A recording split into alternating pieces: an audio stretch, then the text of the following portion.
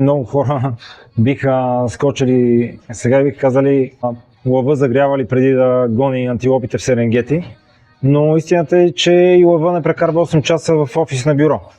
Така че добрата загрявка ще ви помогне и наистина ще активира по-добре тялото и мускулатурата ви.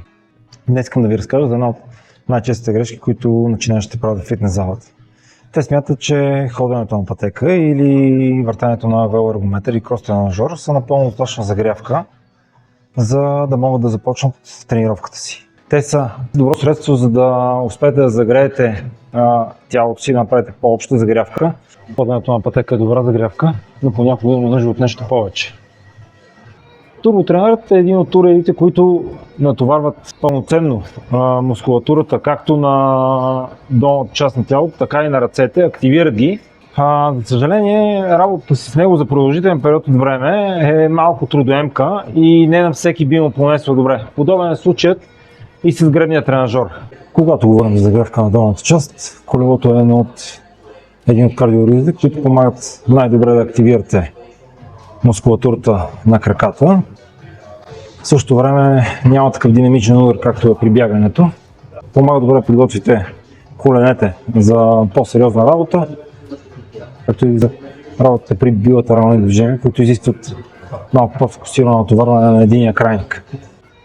Колелото и пътеката са добър вариант за начинаещи, но те пък няма да успеят да активират по този начин мускулатурата ви и да ви подготвят за сериозни упражнения като клека и тягата, например. Какво означава това?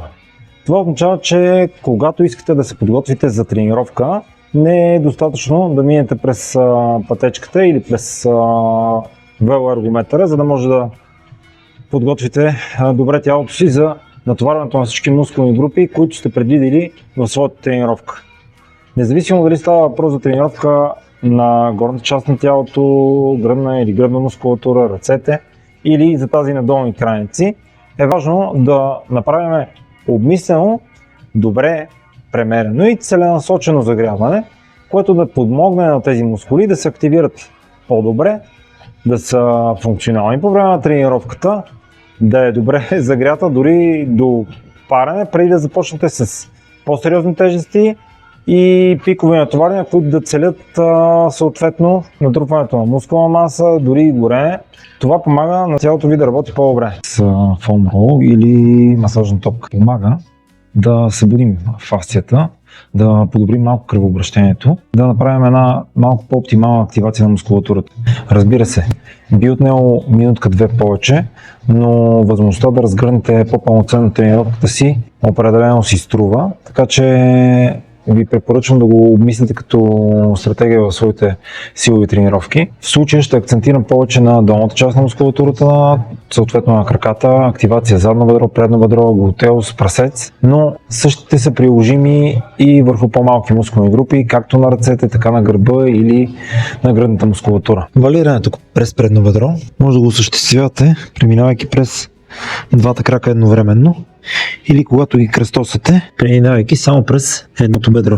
Това ще помогне да освободите напрежението в предното бедро, да увеличите кръвообращението и съответно да активирате по-добре мускула. Това за задно бедро, при което се ставате върху foam roll, върху ролера и валирате. Отново, за да увеличите натиска върху мускула, кръстосвате краката и преминавате съответно само върху едното бедро или само върху другото. Тъй като сме тръгнали да активираме цялата задна верига, хубаво да минем през прасеца, отново увеличаваме натиска, преминавайки само на един крак. При движението за задно бедро и седалище леко ротираме торса, за да може седалищният мускул да легне върху foam roll. По този начин не създаваме натиск върху опашната кост, който би предизвикал и болка. Тъй като повърхността на foam roll е голяма, това е подходящо за начинаещи.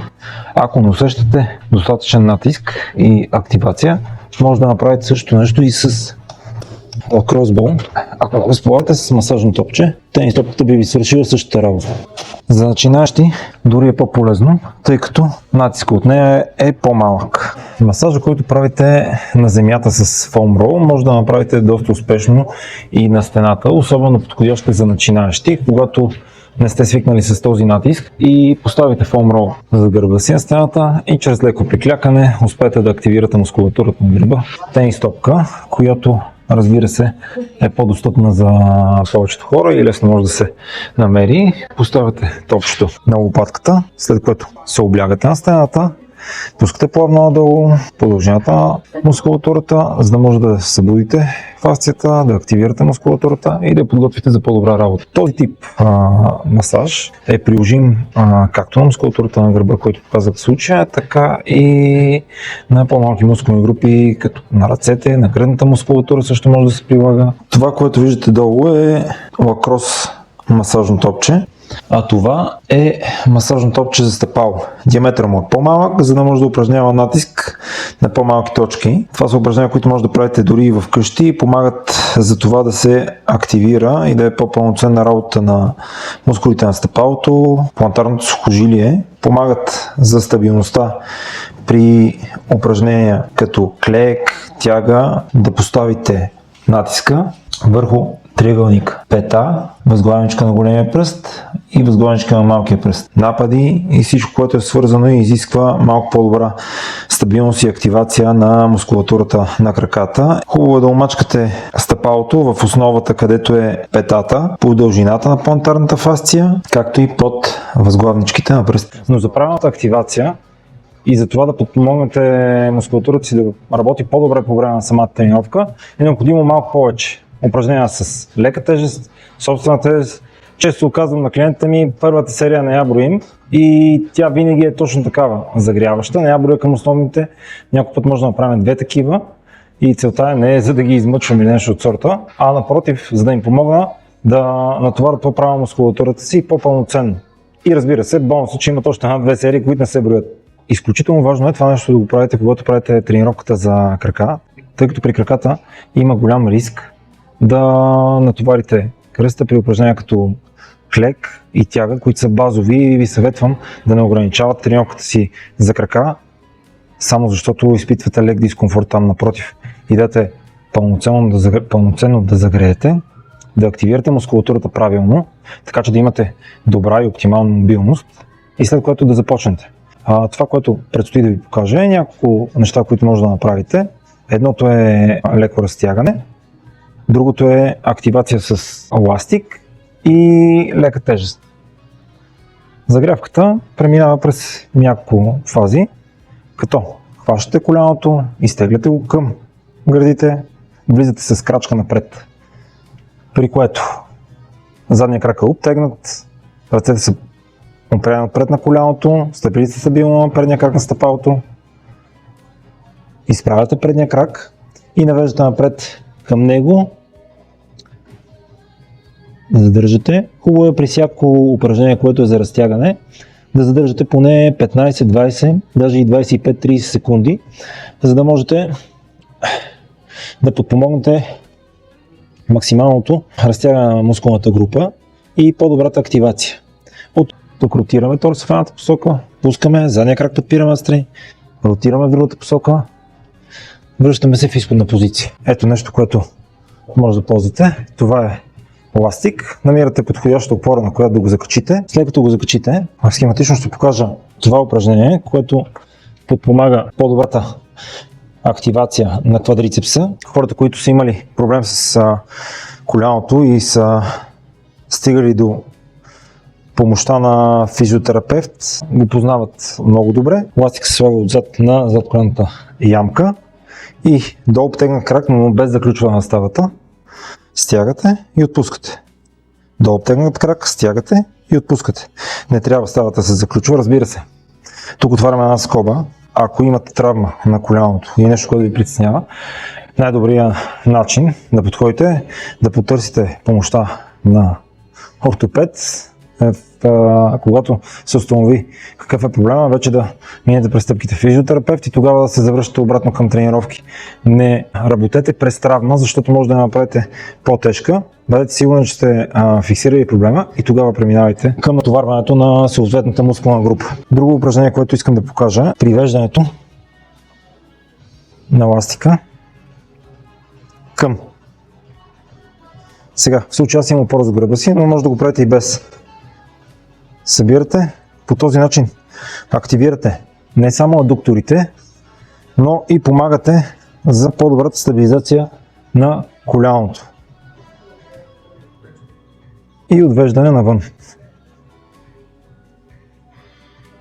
Това са няколко упражнения, които може да направите с ластика, които ви помогат да загреете малко по-добре. Друго нещо, което може да направите, е да стъпите на широчината на раменете, да дигнете този ластик и по този начин да изпълните няколко клякания, които да ви помогнат за по-добрата и правилна активация на мускулатурата и да загреете добре за упражнение. Първата серия, която правите в залата, вие правите с по-лека тежест. Когато сте на лежанка, работете само с лост. При клека е по същия начин. Ако работите на някои от гладиаторите, също използвайте лека възможна тежест, която не е голям дразнител, но все пак кара мускулите ви да работят. По този начин сега вече преминаваме към загрявка с лоста. Влизате и от тази позиция заставам, така че да може да виждате, лактите са насочени надолу, стъпалата са петите на широчината на раменете, пръсти съвсем леко отворени в страни, натиска е на цяло стъпало, пускате плавно надолу и експлозивно избутвате нагоре. Пускате плавно, преминавайки 90 градусовия ъгъл, ако можете слезте и по-ниско, ако чувствате дискомфорт в коляното кръста, може да ограничите движението или да останете на по-лека тежест. Работете върху техниката си с леки тежести, за да сте сигурни в нея, когато стигнете до по-високо. По този начин помагате не само на това да се предпазите от травми, но и на това пълноценно да натоварите мускулатурата си.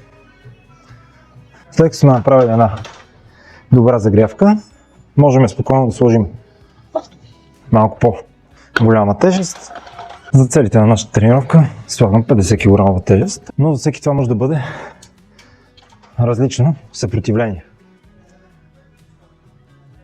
Ставам така, че да може да виждате изпълнението.